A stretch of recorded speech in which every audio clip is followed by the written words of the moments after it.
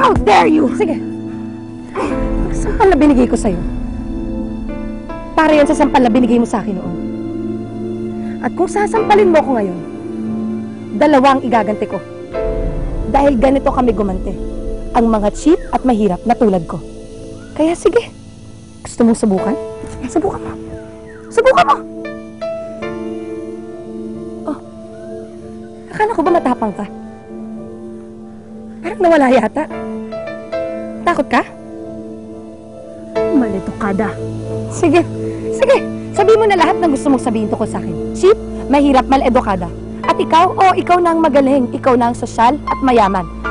At ikaw na. Sige, ikaw na ang unang inalok ng singsing na to. Pero sino bang may suot ngayon? Hindi ba ako?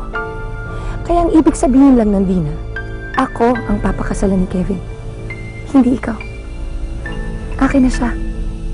Kaya mangisay ka sa inggit.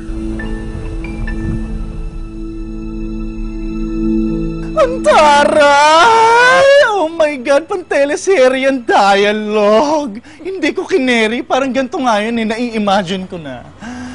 Ang sampal na yan, para sa sampal na binigay mo sa akin dati. Pag sinampal mo ako ngayon, dalawang ibabalik ko sa'yo. Ganon gumanti ang sinasabing mahirap at cheap na katulad ko. Ano? Gusto mong subukan? Para manghiram ka ng mukha sa bulldog? Ha? Saan naman ang galing yun? Naku, Edgy, dinagdagan mo naman eh. Eh kasi nga, kulang yung dialogue mo. Okay? Mame, happy ka na ba? Lumaban na yung best friend ko and yung anak mo. Love it, di ba? Love it. Panatag na ang loob ko. Hindi na maaapi ang anak ko. Kahit na gaano kataray ang magiging biyanan niya. Nay, hindi naman po ako makikipagmatigasan sa kanya. Kukunin ko pa rin ang loob niya. Tsaka gagawin ko pa rin ang lahat para matanggap niya ako bilang manugang.